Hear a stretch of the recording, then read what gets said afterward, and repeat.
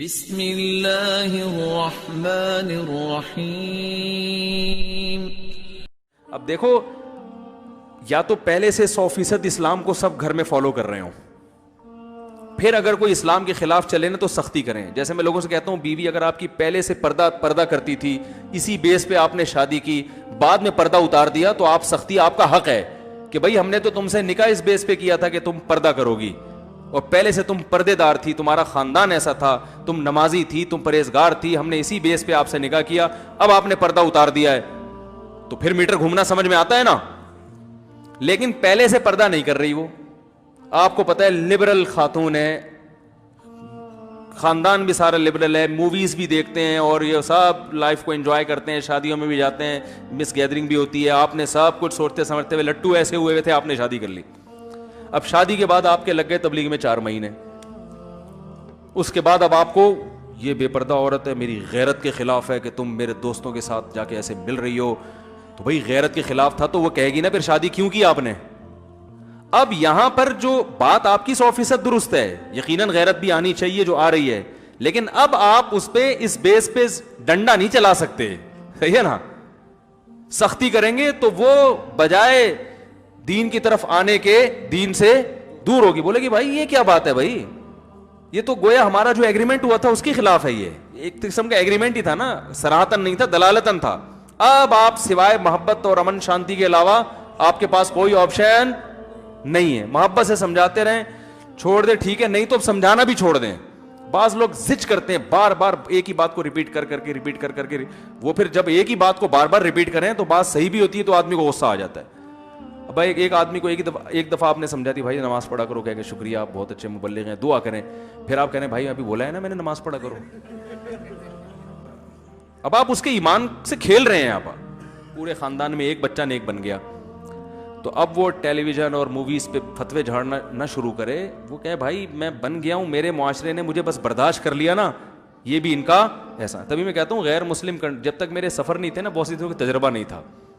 جو غیر مسلم ممالک ہیں نا، انہوں نے آپ کو اسلام پہ چلنے کی اجازت دی ہوئی ہے، تبلیغ کی اجازت دی ہوئی ہے، ٹھیک ہے۔ ان میں بہت سی چیزیں نیگیٹو ہیں، جو ظلم دنیا میں ہو رہا ہے میں اس کو اپریشیٹ نہیں کرتا ان پہ، لیکن بہت سی چیزیں ان میں پازیٹیو بھی ہیں، تو ان پازیٹیو چیزوں کا فائدہ اٹھاؤ، صحیح ہے نا۔ ان ملکوں میں جا کے خلاف قانون کام نہ کیا کریں، یہ شو کریں کہ ہم جو ہے نا، آپ کی جو یہاں کی اصل قوم جتنا لا کو فالو کرے گی ہم اس سے زیادہ فالو کریں گے، یہاں کے عوام جتنا ٹیکس بھرتی ہے نا، ہم اس میں ایکوریسی ہماری اس سے بھی زیادہ ہوگی۔ ان کو یہ احساس ہو کہ بھائی مسلمان ہمارے لیے خطرہ نہیں ہے، تو اور زیادہ چھوٹ دیں گے، وہ اس میں اور زیادہ آپ کو رعایتیں دیں گے۔ تو اسی طرح گھر میں جب آپ رہتے ہو تو گھر میں رہنے کے بعد بھی بھائی آپ اپنے باپ کی خدمت پہلے سے زیادہ کرو۔ اب ابا فلم دیکھ رہے ہیں، وہ بچپن سے دیکھتے آئے ہیں، آپ کو اللہ نے تبلیغ کی برکت سے یا کہیں توبہ کی توفیق دے دی، اب آپ نے جا کے ابا پہ فتوے دینا، ابا آپ کو اس عمر میں فلمیں دیکھتے ہوئے شرم نہیں آتی؟ تو ابا فلم تو نہیں چھوڑے گا، ابا کو مولویوں سے نفرت ہو جائے گی، وہ کہیں گے اس کا کوئی برین واش کر رہا ہے۔ یہ مفتی طارق مسعود کے بیان میں بیٹھتا ہے، اس کے بعد سے اس نے میرا دماغ، ہونا یہ چاہیے تھا کہ جب آپ یہاں بیٹھے تو ابا فلم دیکھ رہے ہیں، آپ جا کے ان کے پاؤں دبانا شروع کر دو، نہ ٹی وی کی تار نکالو، نہ ٹیلی ویژن بند کرو، یہ تمہارے باپ کا گھر نہیں ہے، صحیح ہے نا۔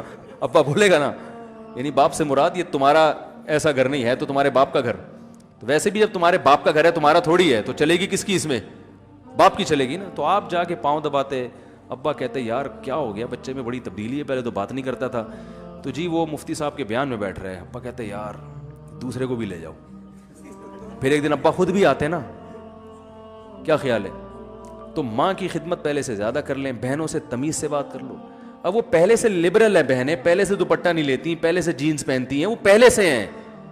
یا تو ہوتا نا ایک پورا ماحول دادا چھوڑ کے گئے ہوتے ہیں، سارے نیک پرہیزگار، اس میں ایک بگڑ گیا تو اس کے تو حکام الگ ہیں، لیکن پورا خاندان ہی لبرل ہے، پورا ماحول چاروں طرف یہی چل رہا ہے، تو اس میں آپ کو اللہ نے توفیق دے دی۔ اب بہن دوپٹہ نہیں لے رہی، جینز پہن رہی ہے، وہ شرٹیں پہن کے گھوم رہی ہے، ایک دم تمیز سے بات نہیں کرتے آپ، پہلے جب تک اپنا لباس چینج نہیں کرو گی میں تم سے بات نہیں کروں گا، تو وہ لباس چینج نہیں کرے گی، اس کو آپ کی بالکل بھی ضرورت نہیں ہے، وہ کہے گی یہ کیا، یہ دم درود کے علاوہ اس کے پاس ہے کیا؟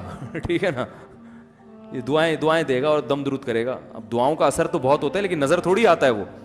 تو اس کا طریقہ یہ کہ آپ پہلے سے زیادہ اچھے اخلاق سے بات کرنا, کیونکہ اسلام کا جو صلہ رحمی والا حکم ہے نا, اس کو زیادہ فوکس کرنا شروع کر دیں.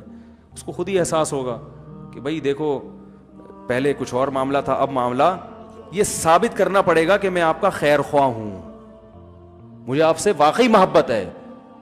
تبلیغ کا یہ اسٹائل کہ لگے کہ یہ طنز مار رہا ہے, طنز کر رہا ہے, یہ اس اسٹائل سے جب ہوگی وہ کبھی بھی دین کے قریب نہیں آئے گا.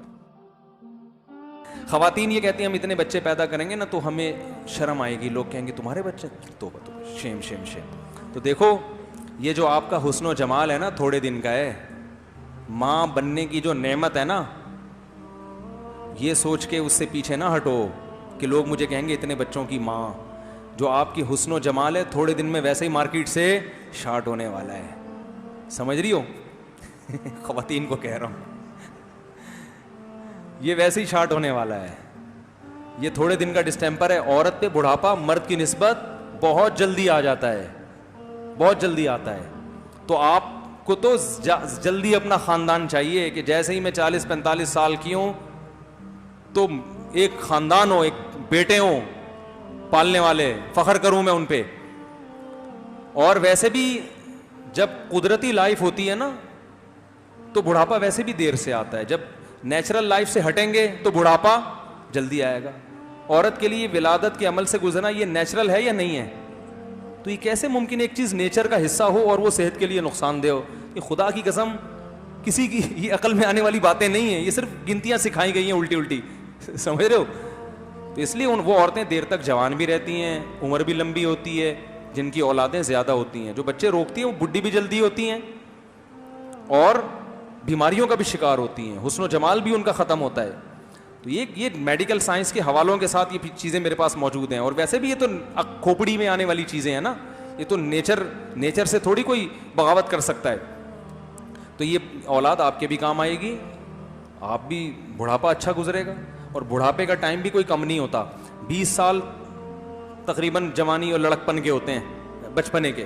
20 سال سے لے کے بہت لگا لو 50 سال, یہ آپ کے کیا ہیں, موج مستیوں کے.